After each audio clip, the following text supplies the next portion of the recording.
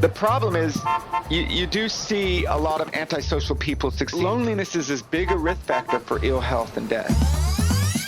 We live inside our heads. You go cold turkey, you go into withdrawal. There is a lot of value in the stuff that we struggle with. Better Thinking, conversations with experts exploring all things psychology. Welcome back to Better Thinking. My name is Nesh Nikolic, and today I have the privilege of speaking with Associate Professor Nik Steffens, Director of the Centre for Business and Organisational Psychology at the University of Queensland. Nik's work explores the psychological drivers that shape how groups function, from leadership and followership to motivation, creativity, health, and well-being. With a background that spans Germany, Spain, the UK, and now Australia, Nik brings a global perspective to his research on social identity and teamwork processes in organisational contexts. Through both fundamental and applied research, he investigates how social identity can be harnessed to build fairer, more effective, and more connected teams. His work has influenced leadership development programs, including the award-winning 5R framework, and he has supported public and private sector organisations alike. This conversation offers a rich look into how identity, connection, and purpose drive not just individual outcomes, but collective success within organisations. I really enjoyed speaking with Nik, and I'm excited to share our conversation with you. So let's jump straight in. Nik, a big thank you for coming onto the program today. I'm excited to talk about leadership. I think it's such a important space that doesn't really get the time, the effort, the credit that it probably deserves in terms of its effects, whether it's around social dynamics, whether it's about health, whether it's about how we identify and many other spaces. So I'm really looking forward to this conversation. Great. Yeah. Thank you very much for having me. Look, I love starting with how did you come into this space? Because I think that's also fascinating. So maybe we can begin there. How did you come across, researching leadership in particular? Yeah, great. So yeah, I mean, my background is probably informative, relevant here, is in social and organizational psychology. So I'm actually trained more as a social psychologist, and I guess the interest of that, I've always been interested in groups, in social relationships, and how do people influence one another. I think it really comes down to questions of influence, and it's just fascinating in the world in which we live. How many things are going on at the same time, but why do we do what we do? And when we ask people, mostly, including probably in the own example of how I got into this space, it's very often, well, we meet particular people, we deal with other people, we may influence other people. So the whole world is just full of social influence. And that's just really fascinating to me and how I got into this space. I guess on a personal note, I mean, my father was a psychologist, so I was quite attuned to, I guess psychology more generally, and the way people think and influence one another. So I got quite interested, just generally, I guess, exploring a lot when I was younger. I guess I was quite often influenced to topics around that, I guess humans, emotions, and so on. But later on, I guess it morphed more into fascinating studies of social psychology, looking classic studies of social psychology while I studied psychology, which really got me much more into the space of the questions of social influence, which I'm happy to talk about as well. Yeah, fantastic. So social influence is in many ways this attraction that we have towards wanting to, in some sense, follow, if you will. Is that somewhat of the process that there are followers out there that we all of us, I assume, have a strong yearning to follow? I know that I have people I admire, both within psychology itself, but also, I can look around and think about great engineers, people who are, famous for me, for different reasons. I have people I follow, but I'm still a follower. I'm just the same as anyone. Just who influences me is I suppose unique to each of us. Is that basically that space around that social influence? Yeah. I think that is a space, and it's like, who do we see as, I guess, inspiring? Who do we look up to? Which can be more, I guess, loose or informal, situations, like particular individuals who we follow, whose work we really like, or whose ideas we really cherish. So those kind of ideas, but also more formal contexts. And that's, I guess, where probably most of our work, or which I say my work, but also collectively, I mostly do work in teams with lots of other colleagues around the world. And that's probably more often in like formal context, whether it's in work, but even communities, whether it's like social groups. So how does influence work within those groups? And what I would probably say, and we would say, is that very often, even when we think about those more informal groups, what we see is that at the basis, there's some kind of, I guess, a landscape of shared, group memberships of some form. So we kind of see ourselves, it's a bit of a reflection of us. So what is important to us? What are our goals? What are the communities that we actually really value? And very often it's those people who kind of speak to those communities that we then also see as somewhat more inspiring. And so I think all those ideas very relevant, like followers. And I think in most cases it's the case we all are probably leaders in some way or another. We also are followers in some way or another. And in different contexts, we probably are more like a follower or more like a leader. So it kind of varies. But it's different from other perspectives where we just see and other people who we often see just as leaders. And we kind of look in much more at those leaders as individuals. But I guess what my research and our research would say more generally, that very often their power doesn't just reside in their individual attributes, but it's much bigger social kind of phenomena that make us really see those people as great individuals or inspiring leaders. It is interesting because the version of follower that I was initially describing is more around those that I admire, that I'm inspired by. But there's that other formal side, which is in actual fact, those that you might have to follow from a management perspective or government perspective and the like, which probably is the predominant part of where we live. There are so many hierarchies and we have to follow and probably for good reason as well. But many a time we're experiencing a situation where someone is leading and where we become the follower, and the question becomes, how do I feel about that?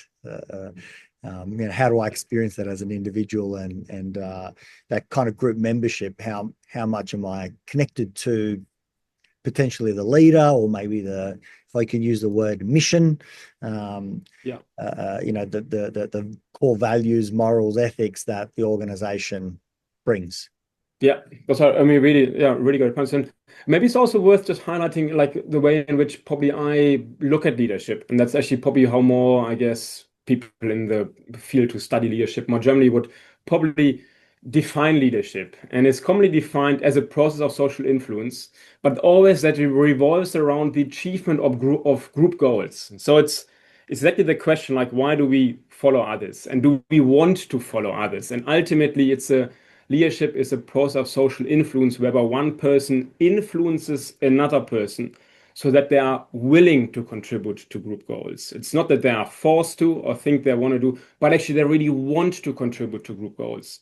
And that is this kind of element of, I guess, inspiration that comes in there, because people really want to contribute and actually do something for the group. That is really important, because when we look at the leadership commentary, but also I would say the theories of leadership that we as, I guess, social scientists, organizational scientists, management, and whatever, it's a broad field, have created, they often like very much focus on the individual, and they lose track of actually what leadership is.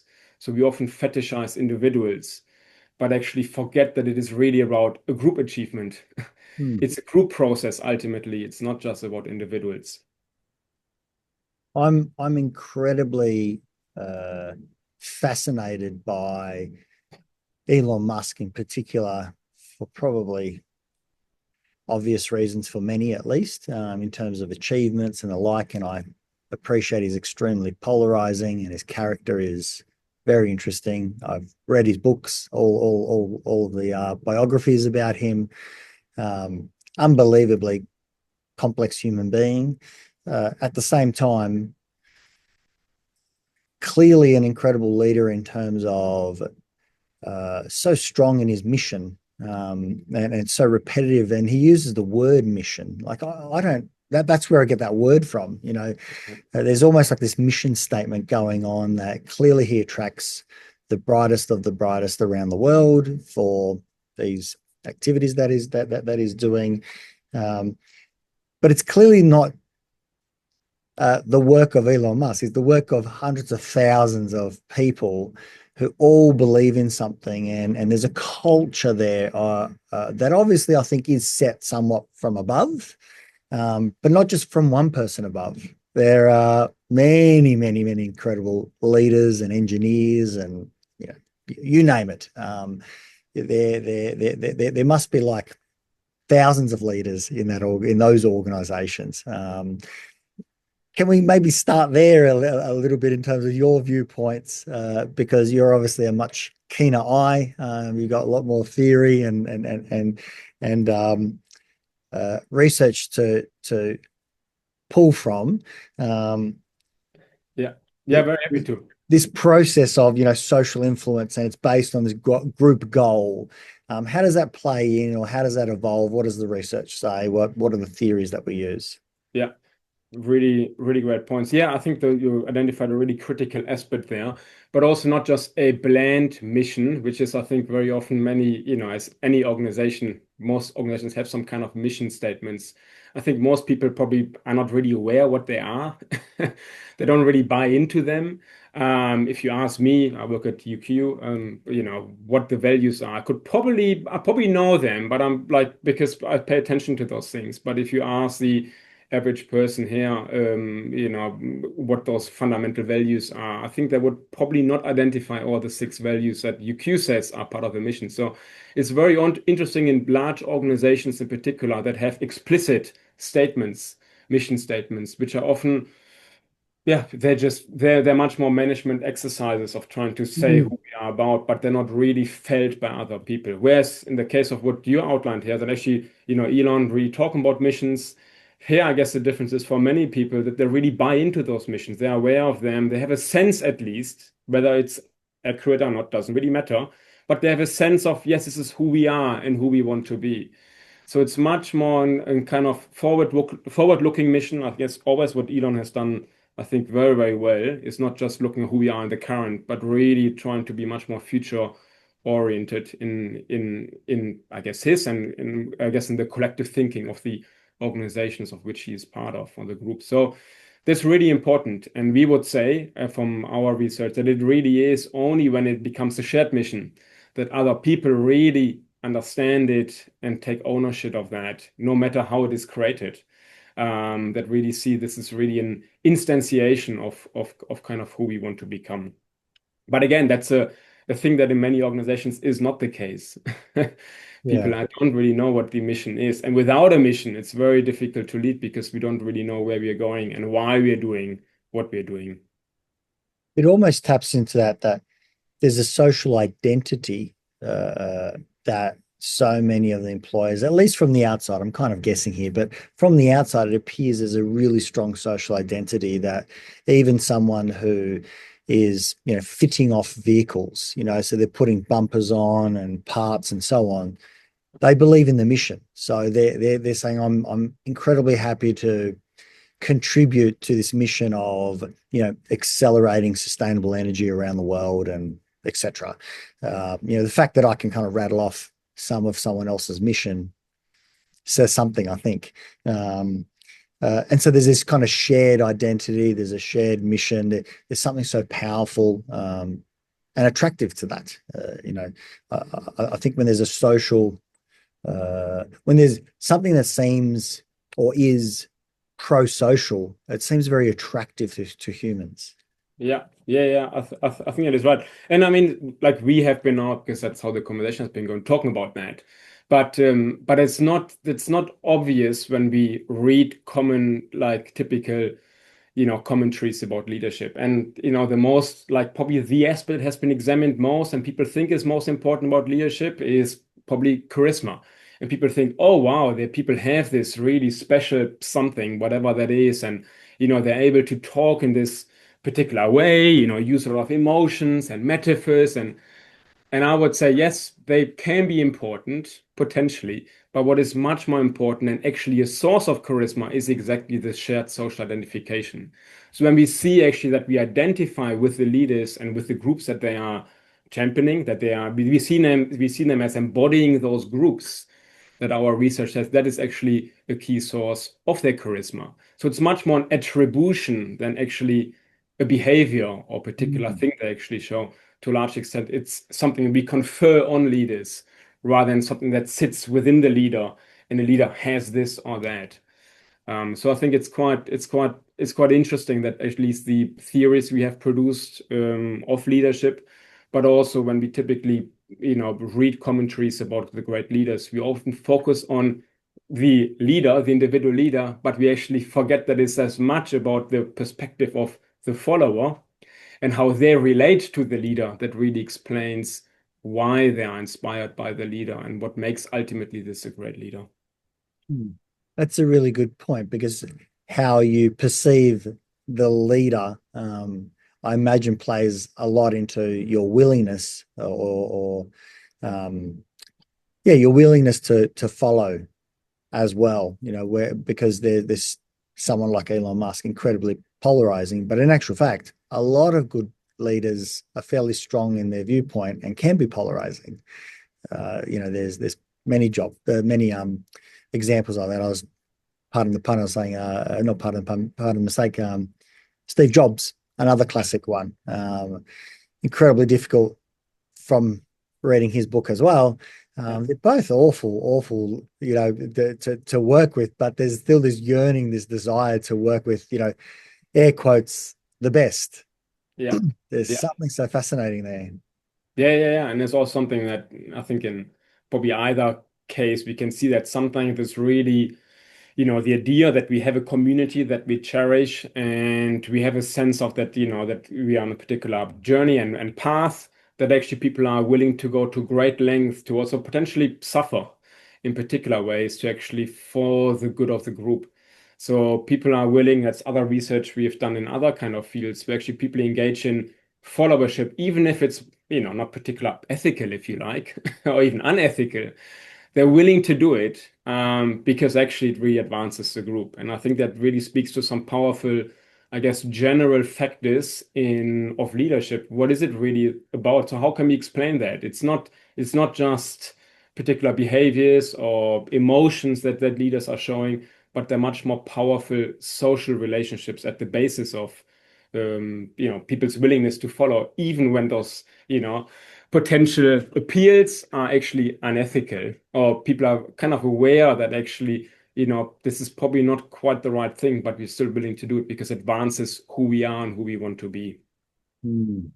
It's if the followership is really strong, or that my should probably say social identity is strong, that's a real hard one to fracture, because if you say I'm now outside of the identity, you're changing your identity, and that's a fairly tough one. It's almost, I start sort of thinking about, it's almost like the cult type of following, where an organization, potential people in the organization, my apologies, might be willing to overlook unethical things, as you say, to advance whether it's the social goal or the identity, to not fracture it. We're going to keep that intact. So we'll just kind of pretend that didn't happen. Yeah. I think that is right. That can happen, but also doesn't have to happen. So, I mean, I would say from a leadership perspective that a social identity is necessary for any influence. Without it's very difficult or impossible to lead, because we don't share the same perspective on particular issues. We don't have the same idea of where we are heading. But it's also really important, as you outlined, that we have to be very careful in thinking about more broadly, who is it that, what is it that represents us? What are we about? That this is also defined in, I guess, ethical terms in a way that doesn't, at least harm other groups and so on. So those are things that are really important, and we need to be mindful of, I guess, generally, socially responsible definitions of us, who we are, but also what we want to do. Yeah. How do you go about researching leadership? That must be incredibly complicated. Yeah. I mean, all sorts of ways. I guess we do lots of, leadership is one of the most probably research topics in psychology. Has been a very long, has a very long history for once, but also lots of studies that have gone into this. I mean, we probably started with just observing leaders, the field as a whole, and I still do that. And we observe leaders, we talk to leaders, of course, where we get a sense of how they make sense of the world. But I think probably what's more interesting and what much of our research is, we actually look much more at the effectiveness, say, of leadership, not by looking at leaders, but often at looking at followers and how do they respond. Because there's no point of looking at leaders if we don't know ultimately how other people respond and whether they have been influenced, whether they are willing to contribute more to the group, and so on. So actually, the study of leadership is as much a study of followership, or should be a study of followership. It's often not necessarily done that way, but we need to look at both, because the proof is in the proof in the pudding. Really is like, well, do actually really followers go the extra mile? Are they willing to do this, and so on? So very typically, we would look at leaders. What are they doing, or are they behaving, or whatever? And we will also run interventions with them, say, where we help them to become better leaders. But we look at the effects typically on other team members. How do they respond? So that's a kind of a key kind of, I guess, general approach to leadership that we're taking. Happy to talk more specific kind of studies as well, to give you an example. Please. Of lots of different things. I mean, like one is probably still one of my, it's an interesting study. I still like it very much. It came up with a core question of like, why do we often, have a very intense kind of personal bond that we feel with leaders, right? We feel a really strong connection to them, almost like a personal bond. And I think it's a very interesting phenomenon, because for many leaders, we've never met them. I'm not sure whether you would have met Elon, but we might still, I haven't in person, but we still can, to different degrees, really feel connected to them. Really feel like we have a kind of almost like a relationship with them of some form. You see it also with the royals, how people respond, particularly with the Queen when she was still around. People felt really strongly connected to her. I think it has a bit changed since she passed away, but you would find lots of people who really cherish someone and are really strongly. So it's a very fascinating phenomenon. How is that possible for some people who've never met someone else, but really have this intense personal kind of bond with that person? So, and the different kind of ideas of how that is created. Some are, I guess, more psychoanalytically of some form. They would say, well, there are different kind of needs that we have, and why we may want to feel this father or mother figure or whatever it is, so to connect to this person. But actually what it turns out that actually even the basis for our personal connection is often a shared group membership. So if you ask, like, when we ran some studies when Obama was around, how much people actually, really feel a very strong bond with a personal bond with Obama. Well, much more to the extent that they really identified as a Democrat. And then they did really also feel strongly personally connected to that leader, whereas it wouldn't be the case for other people who identify much more strongly as Republicans, and so on. So it's like the shared kind of social structure that kind of sets, I guess, the boundaries, but also the fertile ground for people really to develop very close personal bonds with them, which is fascinating, because even when they've never met them, they still very much feel like this is an extension of me. It's an extension of us. And that's why I really connect with that person. So that's one. I mean, in other work, we also looked at a lot of our work on charisma, which I mentioned earlier, because it has been probably the most, the attribute of leaders that probably has attracted most of the attention over hundreds of years, when people started to theorize about charisma. And it's this special something that almost everyone can experience and has experienced with some individuals, where I think this is a really charismatic person. And of course, we use it all the time when we analyze other people. Often it focuses much more on their oratory skills. But actually here too, come back to the same theme which we discuss here, that we see it's not necessarily the oratory skills. We've given people in some studies, we run experiments where we had exactly the same speeches by exactly the same people. And all that varied that information in experimental studies is, do I believe this is one of us, or is it not one of us? And when people think this is one of us, one of our group, a group member, they think this person is much more charismatic compared to exactly the same person giving exactly the same speech, but we just believe this is not one of us. So it kind of unpacks a bit and kind of questions the source of charisma. But we do it, as I say, with lots of different kind of methods. We run interview studies, of course. We run experiments like the former I just described to get much more an idea of causality ultimately.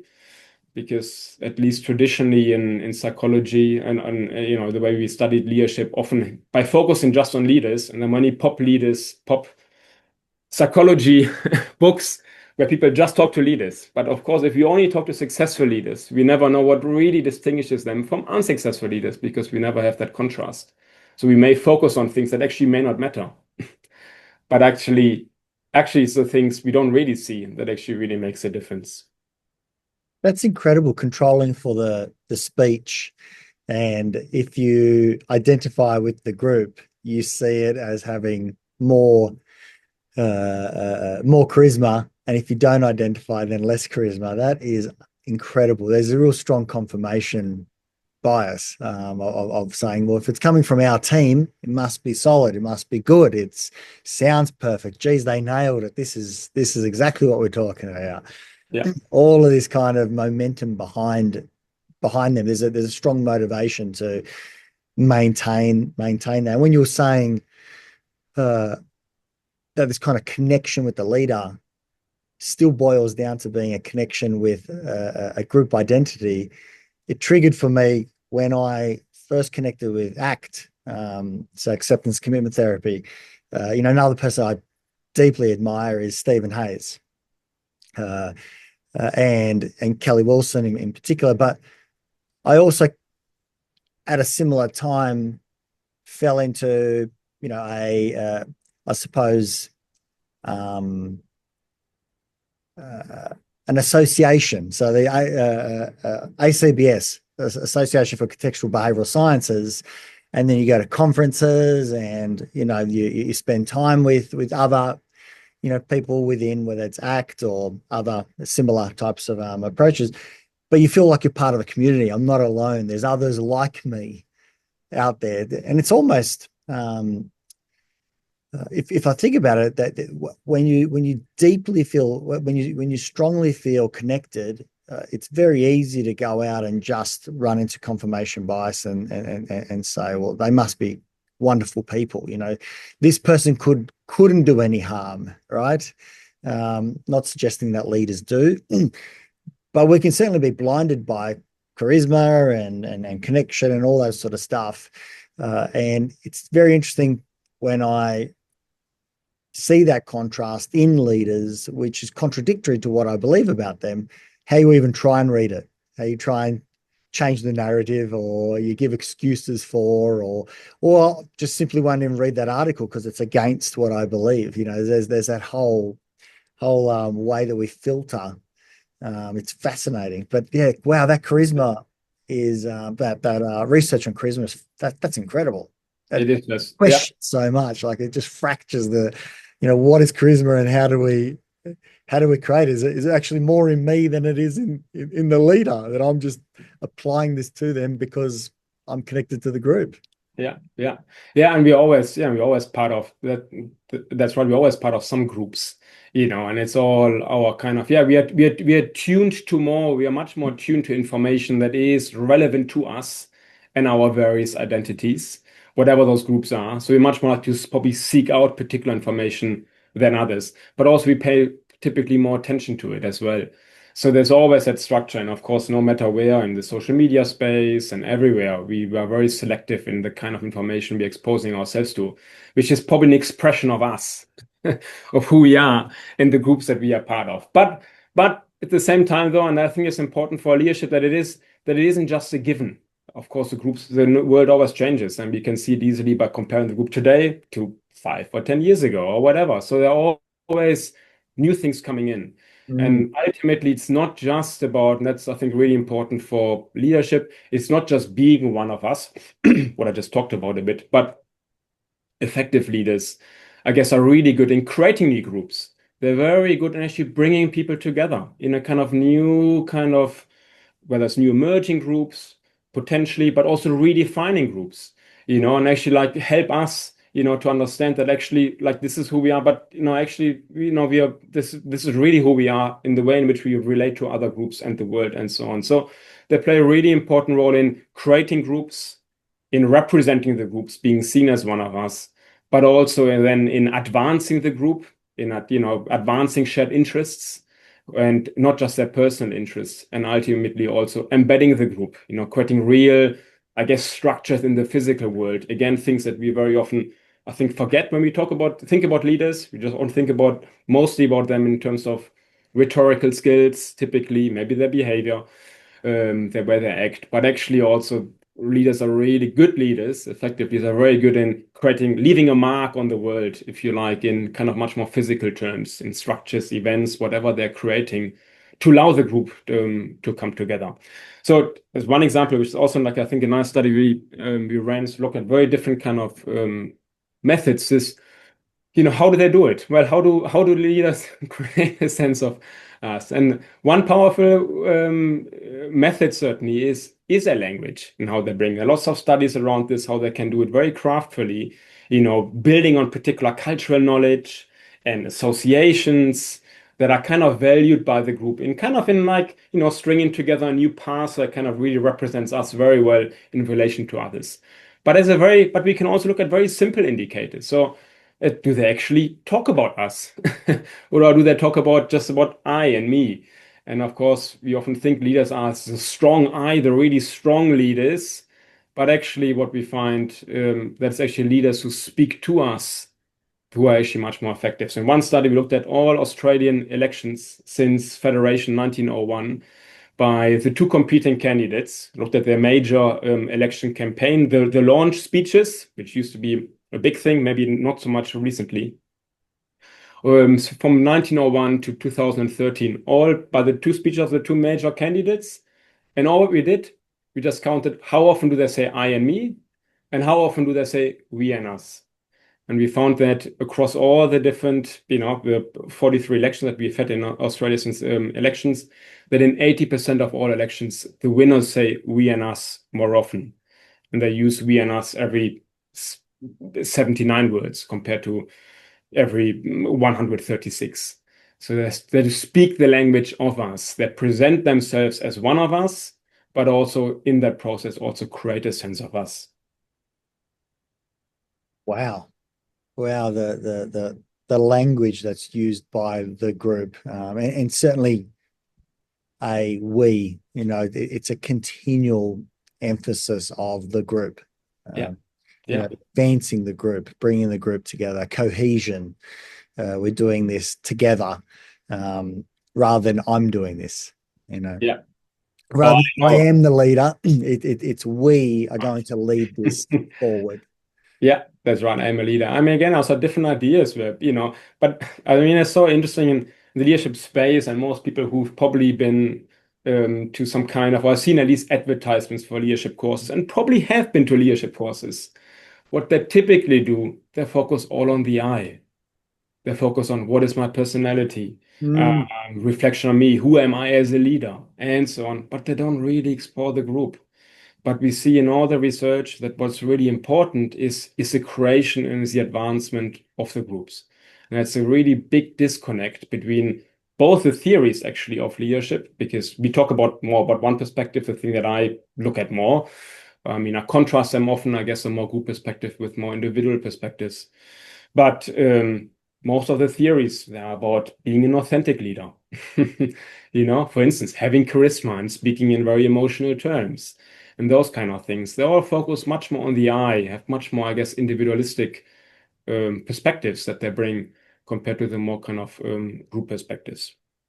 That we and us thing that I just talked about, that isn't just, and it has been found across different contexts, has been found in financial reports of organizations, that actually the re-referencing language by colleague Martin Flader from Munich, who found that it's also correlated with the financial outcomes of an organization. When actually the CEO, uses much more, the we language, they're much more attuned to others. Has been also found in the German parliament as well. A fascinating work by Robin Bachmann, who also analyzed huge, like big data of the speech in parliament, and found again that actually re-referencing language is associated with their support that they're able to garner. But also there, I think really fascinating. He also found that in that study, it's not necessarily the explicit we's. It's not just when we make concrete we as this particular social category, as this member, as members of this nation or this party, but more the implicit ones that are much better at bringing people in. Because when we use we in a more kind of obscure way, there is a chance that I actually see, yeah, this is really who we are, and I see it as important. Whereas if I make it explicit, people are much more, I guess, able to really come up with alternative versions. No, this is not who we are. Yes. So they're more likely to reject it. But and I think Trump is a very effective leader, and he's also quite good at using, I think, bringing people in and being a bit more using we's in a somewhat unclear way. What is that we that actually is underlying this? But he's certainly very, very effective in his leadership. Again, very polarizing person, and the outcomes. Some people, are very, of course, really, big supporters. Others are not. And I think the distinction we would make there too on leadership. Leadership is about effectiveness. It's not about whether we value those goals that those groups are achieving. It's just, are they effective in influencing others? So it distinguishes the effectiveness of leadership from the ethics or the politics, because even the perspective we have on what we think was great 100 years ago, we don't think it's great anymore. So our perspective changes, but people were very effective leaders potentially at the time. I imagine with the language as well, the use of we is not a conscious use of we. It is really how someone operates, and this is obviously all assumptive, but I can see that the correlation there might be that if someone is thinking in those terms and they're expressing it in those terms, they also appreciate that they can't achieve their mission, their goal, their desire on their own. They actually do need lots of cooperation, collaboration. They do need a team, people who believe in the goal. So they need buy-in, and not in a manipulative buy-in way, but there's a genuine belief about what they're doing. So some authenticity tends to come out. Now we can argue, we can say, no, this person's narcissistic, and we do all the commentary from the sidelines.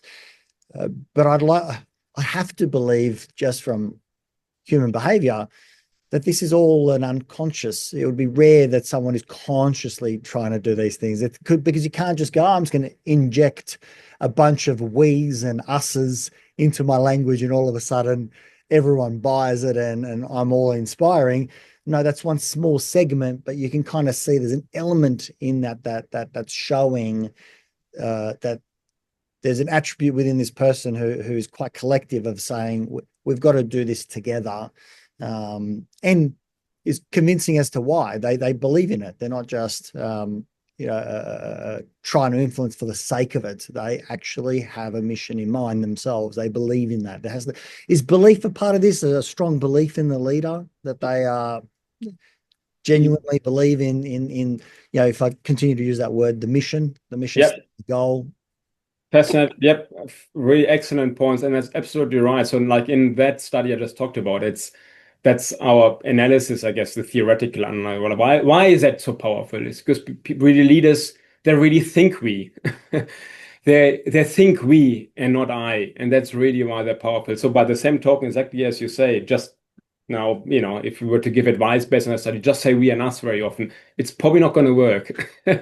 Because it's not necessarily seen as authentic and so on. So it needs to rest at least on also followers' perspective that leaders are one of us, before, at least to some base level, that leaders are really able to also speak the language of us in an effective way and also perceived to be effective. So it's both. It's thinking we and us, but also the creation of we and us.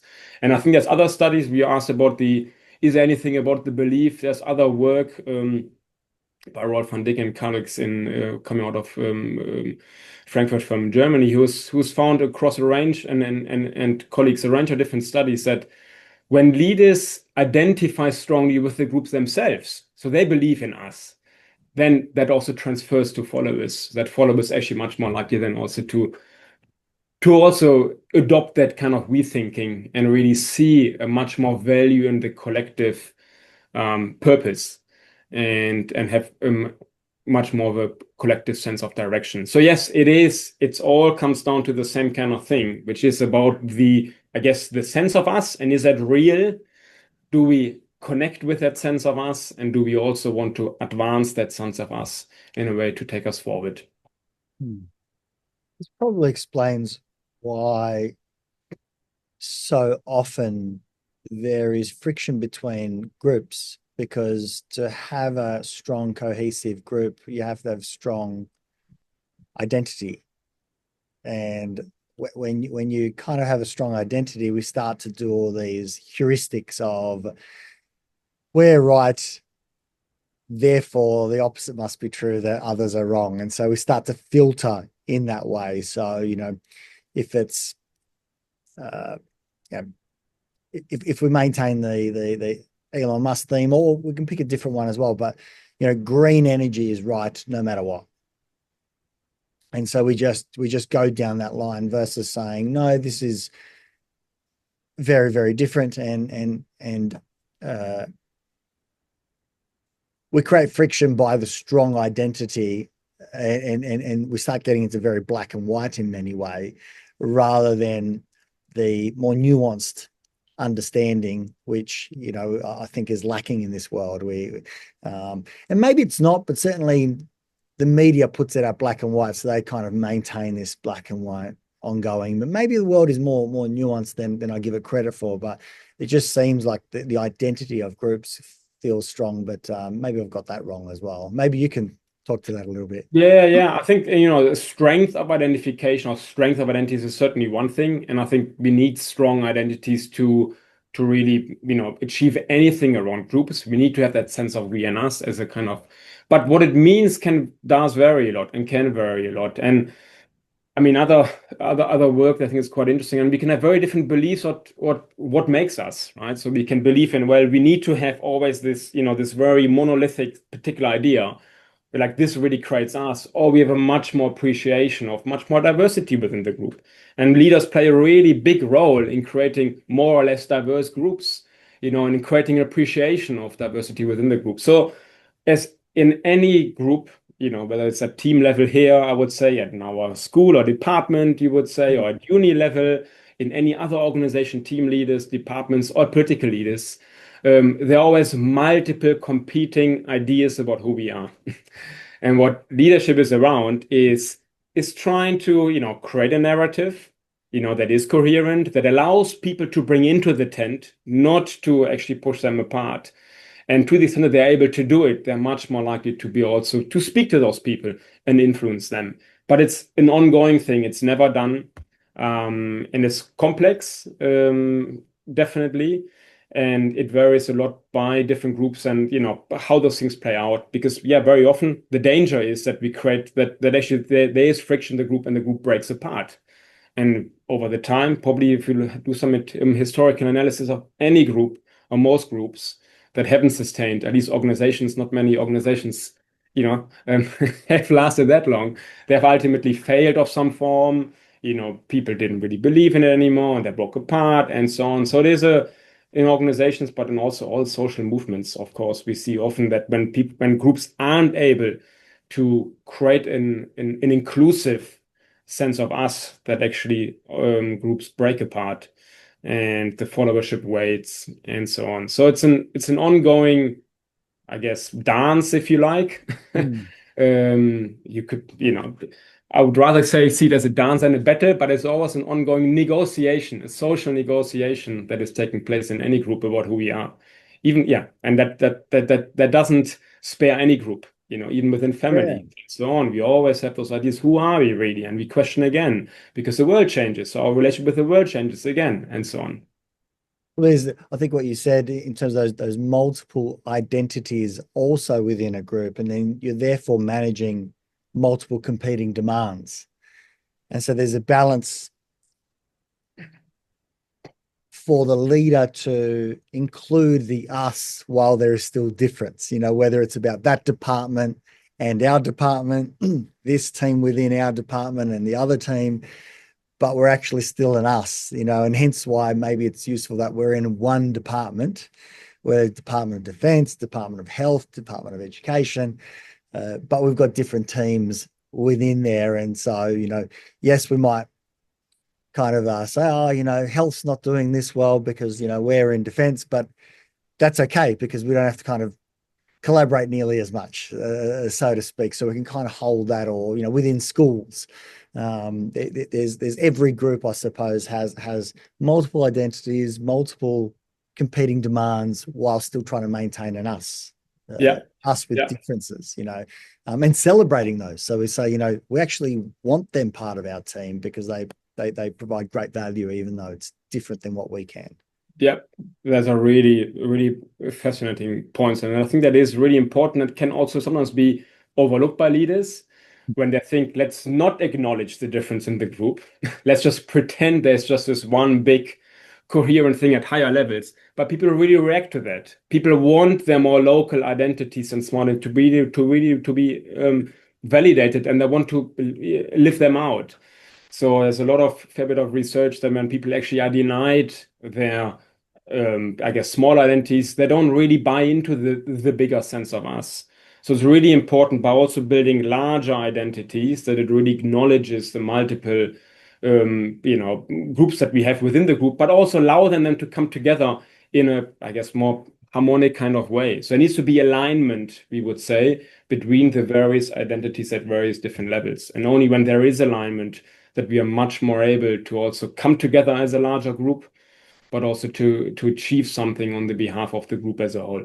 And leaders play a really important role in the, of course, when leaders don't really, see subgroups as one of us, that also is really problematic. I mean, other work we have, for instance, that I think that speaks that quite nicely. We looked at, what is the kind of idea, like how do we engage with different followers, or different groups and so on. And we see that actually leaders relate and try to influence people in very different ways when they think this is a group that we really, that I as a leader identify with versus a group that I don't really identify with.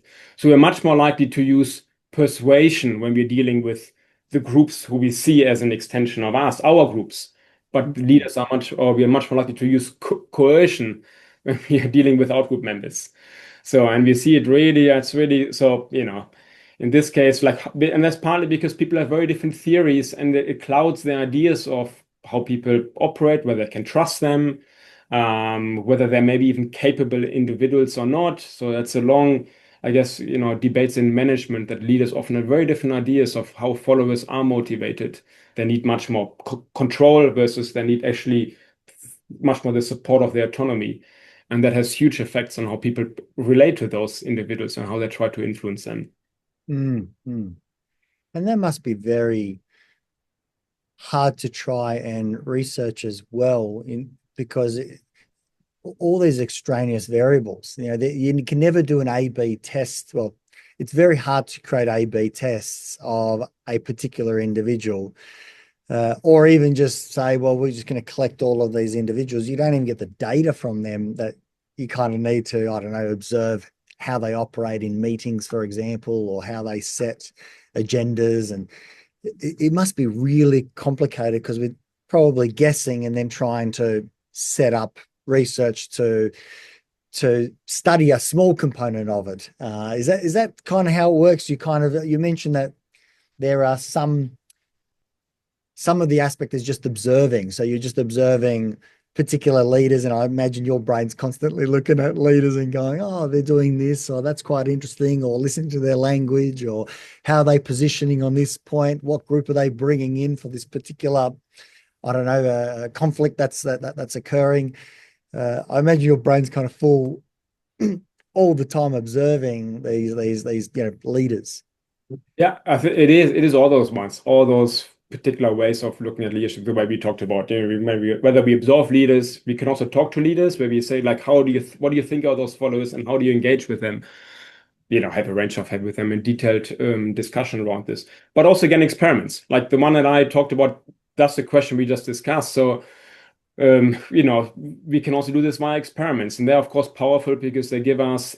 Often we run them in combination with where we just ask people to get a sense, but then we also run experiments because we get a better sense of, is this actually, in light of all those other extraneous variables, as you mentioned, and confounding variables that might actually explain the results. In experiments, the best thing is where we randomly allocate to people to different conditions and see what the result is. We can be much, I guess, more confident around this is really a causal factor why they do this. And here, it was one of the studies where, for instance, where we created new groups.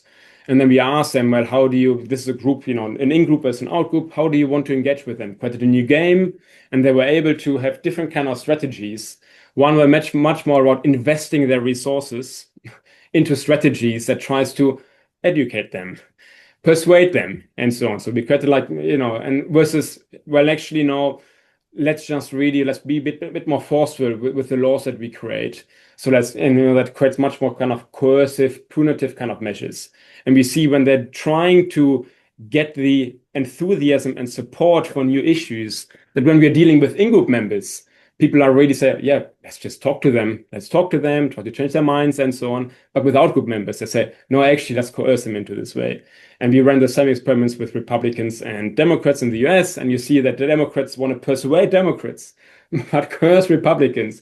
And exactly the opposite for Republicans. Want to persuade the Republicans, but coerce the Democrats. So, and that comes all the ideas about what people make about how are those followers, what is governing kind of their psyche, what makes them tick, and people don't really tune into that and don't really think that they are really advancing a shared purpose. So, and I mean, so from fun, we just ask them, what comes to mind when you think about these followers? People think about followers of in-groups like as lions, but think about as followers of out-groups like sheep. And that is exactly, what we saw in the studies that we ran. So there are lots of different ways in which we can kind of, I guess, examine those issues. And we always, I guess, at least, and I think leadership researchers more generally, we want to use a diversity of different methods to really understand. I've also heard that leaders, well, this has been an attribute that's been sort of, or behavior, my apologies, that I've heard lots about, whether it's our own politicians here. I've certainly heard it being said about Trump. Certainly lots of tech people that I, follow, so to speak, that they ask lots of questions. They are profoundly different in the volume of questions that they ask. They're incredibly curious. They are trying to constantly get detail. Is that an attribute that seems true in the research, or is this just me cherry picking? Yeah, I mean, again, a really interesting question in light of, I guess, common commentaries about what leadership is, about decision making and being a strong leader and showing direction and all those kind of things, which are much more the agency on the part of the leaders. But we would say it's much more shared collective agency that we really want to bring about if we want to achieve group goals. So here, yeah, effective leaders do also listen. And that, I think, makes a big, because why is that important in particular for leadership? Is because, before the same thing we talked about earlier, when people actually use that we, what is the basis of that? How can leaders really know that this is a we, that feel that they are part of and that they're representing? Only if they also tune into the we. So in our interventions that we run, when we run leadership interventions, then the first part is always reflecting on the we. Who is that we? What do we stand for? What is it we want to achieve? So it isn't just a top-down definition by leaders, but very often, or the more effective ways of actually doing that, also mean of talking to group members. What is it really, how we do things, what we want to do, and so on. So it's this reflecting part for which listening is really important. that we're actually able to do. And unfortunately, many leaders probably just don't know it. And they just, they're just like talking more.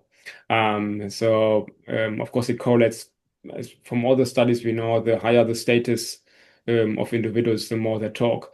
And of course, that's not necessarily conducive to finding out really what's going on the ground and building, I guess, identities from a bottom-up perspective. Yeah, that's so interesting. So interesting.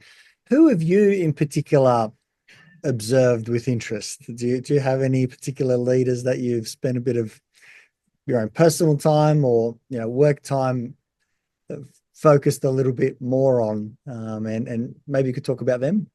Yeah, good question. I'm trying to think because I observed that because it's my interest and my passion. I just, I follow a lot the news, what's going on. So I follow all sorts of people. Yeah, I guess that I'm always just interested how people relate, what they do and so on, and what does it mean for group dynamics and so on. So I always do that, including probably the leader of my organization. I find it really interesting, like fascinating, actually, the way he is. And it's cool in the good things and not so good things. So and I find it always really interested, to see what is going on here and so on. So yeah, so they all are, probably shouldn't talk about, our lead too much necessarily here, but there's always those things I think are always interesting. I find they are fascinating. And what is interesting, I see all the time too, is how, when people come into new positions of leadership and suddenly their entire perspective changes. And it's just really fascinating for me to observe how we often think. And I've seen it so often now that when people jump into suddenly managerial roles, how suddenly they become very different, people, you might say, because Yes. they kind of have very different ideas what it means to do the role that they are doing, but also fundamentally how they relate to the group, what they do in relation to the group, but also how other people then also think how they relate to the group. And that has caused huge implications of how people respond to them. So they don't respond to them as they used to, but actually now they've got very different relationships, even though as individuals or persons, their personality, all those things haven't changed at all. But people, of course, suddenly have very different relationships. So I think all those things, there's no, yeah, I often, because, so that's kind of what I would be saying, partly as an answer, it's not completely where I single out no particular individuals, but I find them all fascinating, I really do, including the things that I agree with, I guess, and are not, and those things I don't agree with. But the polarization aspects, I think, are always really interesting too. Definitely there are, of course, in the US, we've got lots of different leaders, Elon, Trump, and so on. But really to unpack what's really going on here. And I think that is really quite fascinating. Mm-hmm. Anyone in particular that you've enjoyed watching their leadership style? I'll give an example. Yeah. And it's probably because I still have a strong admiration for Elon Musk, but I have an admiration for his achievements. When I've read his book, which is quite scathing about who he is as a human being, his willingness to sacrifice anybody in quite brutal ways for the mission. And there's so many relationships that he's willing to just cut and just say, you're no longer in my life. I don't need you. You're in the way. And this could be after 10 years of service, of complete devotion. So it's quite a inhumane way that he relates. It appears, at least. But the author that followed him, Isaacson, I think I think it's Walter Isaacson. I can't remember the author. Described it in a particular way at the very end of the book, saying he's a very humanistic person, but the whole idea of trying to save 1,000 people, you might have to kill 100. It seems like there is no ambivalence, incongruence around that, as where many of us would still struggle with killing 100 to save 1,000. In his eyes, that's kind of how I summed it up. And I was like, yeah, this is why he comes across as being unbelievably harsh. because he's so single-minded. And so it's fascinating to watch that play out, because it's so they're so contradictory to each other as a psychologist in particular, because, you know, all day I'm working with clients in a compassionate sort of way, trying to understand where they're coming from. And he's like, no, you're no value to me anymore. You're sacked. You're gone. You know, you didn't give me the right answer. See you later. You're a burden. You know, it's like, oh, how does someone operate that way? And it's just fascinating to watch.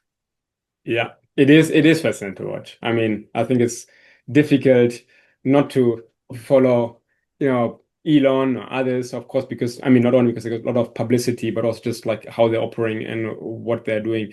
I mean, yeah, I don't really have an organization leader who are really like a messy, partly because maybe I'm just skeptical quite often. And it's because who I see as a great leader now might not be a great leader in 2 years' time or 3 years' time. But also it often changes people. And I think there's other research that shows that people always, and some people would say probably about Musk, I'm not sure they would, but certainly the people who've like probably not as following him as much anymore, is that often when leaders are very successful, that actually they also see the success very much as something that they more or less single-handedly by themselves, more or less, did, versus really, you know, we would call it the leadership trap.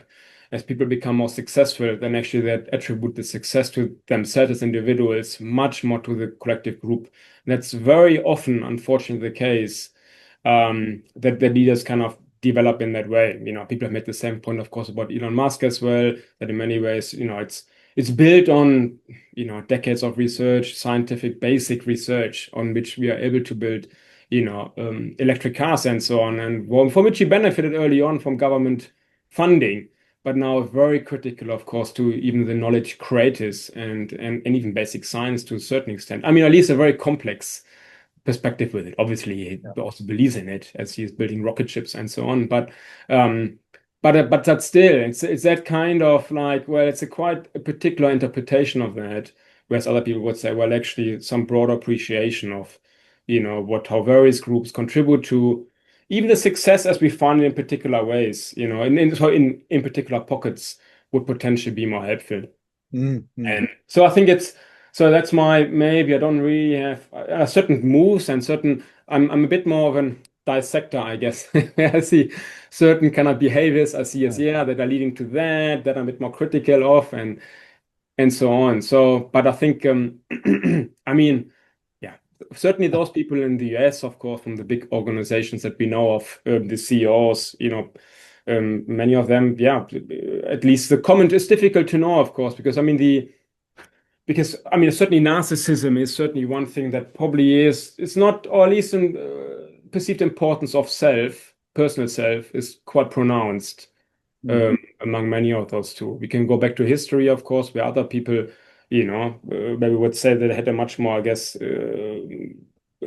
less egos, you know, or let's say, not where the egos weren't as strong, who we maybe, you know, might really cherish as well. But so I don't really have someone who think this is a fantastic, you know, I love them and I would marry them immediately. But still, you know, there are lots of great leaders out there, absolutely. But I think it's always an ongoing relationship. Yeah, it's a wise way to look at it, because I think that healthy skepticism is really important, particularly because as humans, you know, we all have a strong ego. There's this yearning, this desire that we're somehow special or important, and as people do become, quote unquote, you know, important, this yearning to be desired, you know, can take over. And I've looked at some comments that Elon Musk has said, and I just laugh. I'm like, what's going on? Like, you've reverted to back being a child, you know, saying, no, I started that. Or so. It's like,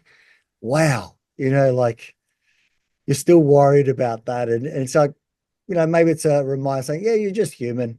You're just human. Like these aren't amazing pedestal people, right? And that's the funny thing about leadership, is we put people on pedestals, and that's why I think that skepticism, that healthy skepticism is so important, and also to say there's a healthy skepticism to not just say narcissism is negative. It's like, no, there's great value around someone going out and backing themselves and believing that they are important, because they can lead through some very turbulent times with great, strong confidence. And sometimes that's exactly what people need to see. They're like, oh, so maybe it's not as terrible as it looks, and they charge ahead. And otherwise maybe it might have been the demise of the company, the organization, the team, the funding that they're going for, or whatever it might be. But I think skepticism is probably the wisest of the lot,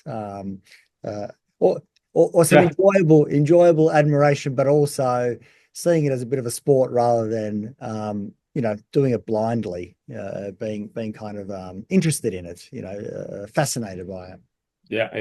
Yeah, absolutely. I mean, I think it is. I mean, it's nice, but also it's nice to have heroes. Absolutely. I probably have them in, I guess, in culture or whatever, in music, or particular comedians I find funny and so on, and I really like. So like that's probably more like where I see them. But even they can of course turn bad too. Everyone can. So there's no rule, but that's just our world. But in political sphere, so because there's so much bound up with power, I see. Yeah. And that's maybe something that is a bit what I find, particularly in the unequal world in which we currently live in, I'm always a bit skeptical of whose interests are being advanced with particular things. I'm always looking out a bit for that. That I certainly have become somewhat skeptical because leaders change over time. They may start out somewhere, but very often they end up in a very different place. And often the experience of that, because they're treated by others in that way too, that actually they become much more self-absorbed, because of course they got a lot of feedback, cut themselves off necessarily the feedback that they don't really want to hear, and so on, if they can. So yeah, anyhow, but I do think having heroes, we all probably have them somewhere, hopefully, I would think that they are a good thing. Heroes are beautiful to have, especially sports. We've all looked up to. I mean, I'm a big Roger Federer fan. Me too. At the same time, you can be blinded by that. I don't know what goes on in his personal life. It all appears to be beautiful and wonderful. You can be blinded by that. Tomorrow something awful might come out about who he's been to his children, or who he's harmed, or who knows. But at least for today, I can kind of say, I've enjoyed him in the sport. But yeah, I think it's wise to be thoughtful around what it means, because things move and change. We've seen that too many times. Where are there any good books if people want to go out and continue the conversation? They want to, think about leadership some more, whether it's about understanding it themselves, applying it for others. Any good resources, books, websites, your work yourself? Where can we continue this conversation? That's good. That's probably, on my website, I will have a few. Well, that's I've got a few, or at least the kind of leadership work that I talked about probably today, and lots of other studies as well. So that's probably one thing, is probably via my website. But as a book, I would probably recommend a book of a colleague who kind of sums it up quite well. And it's an award-winning book. It's called The New Psychology of Leadership. I think there's a new edition coming out maybe this year. It's a good book. I think it's written in a way that tries to communicate the whole body, lots of different studies, the scientific work, but in a reasonably accessible way. So for people who don't have research background, so like are just interested in the field of leadership. So I think that's a good book. By Alex Haslam is a colleague and of mine. He's the first author of that book. That's, I think, is a good resource. Beyond that, organizational psychology as a whole, we did a bit touch upon this, of different fields of where and how leadership has an impact on whether it's, people's ethical behavior, motivation, blah, blah, blah, blah, blah. But also I've edited a book, which I think is a good way of finding out about organizational psychology, including leadership. It's just about the classic studies of organizational psychology. It's an edited book that we brought up a couple of years ago. I think it's a lovely introduction. It's written for practitioners, for the general public and students of the field, if you like.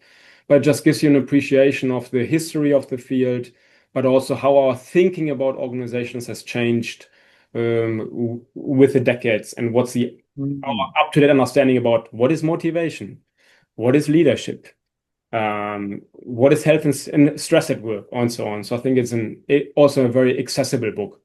Mm-hmm.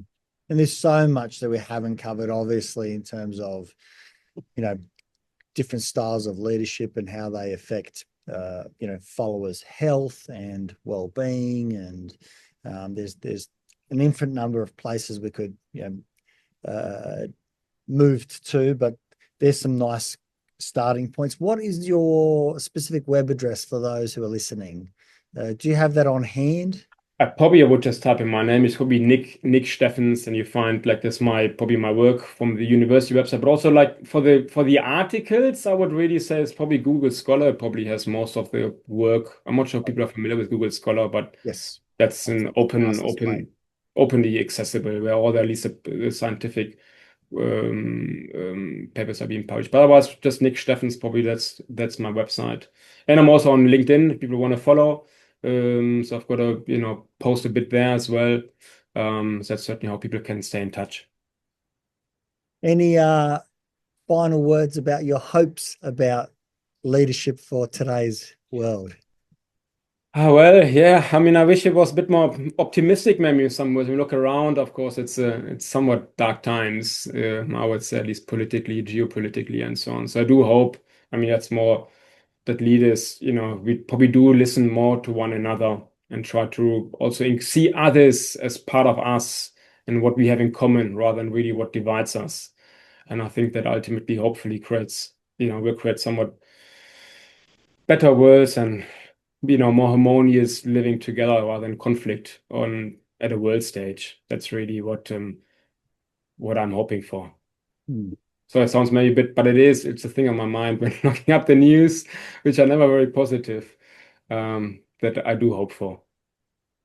I think it sums up in a way in terms of, for leaders to be thinking about what effectiveness means, and part of that equation to be, the harm to our societies and other societies, while also trying to advocate for their other goals. And that's the complexity of what leaders find is they wrestle with trying to achieve both, or some try and shortcut and go, well, I think this will speed things up.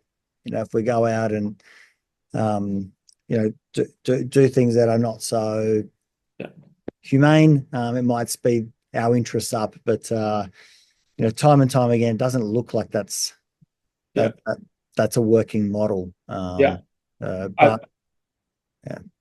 absolutely. I think that's right. Not just so. I would hope that at least if everyone is just asking themselves like, what are the groups that I'm a member of, and how can we really do something, contribute positively to the world, to the well-being of, I guess, of other humans on the planet, really. And it could be more locally defined, but also broadly defined. And if it's more locally defined, hopefully we still have a positive relationship with others. It doesn't rest on harming other groups.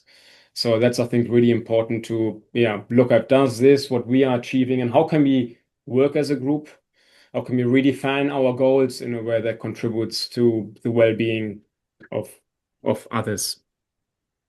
That's a beautiful place to finish up on. Thank you so much, Nik, for your time today and also contributions. I think for leaders to be studied and then thought about, and then conversations like this that do highlight the importance of these different aspects, whether it's group dynamics and being effective and what does that mean, and bringing people together, etc., is really important, and it's important for the followers to also hear. And in our lives, we're both. It just depends what the context is. So it's important to be thinking about this in many ways. But thank you again for your time, your contributions, and wish you all the best as well with your ongoing research. It's been so fascinating. Yeah, thanks so much. Really great to talk to you. And I wish you also all the best and be in touch.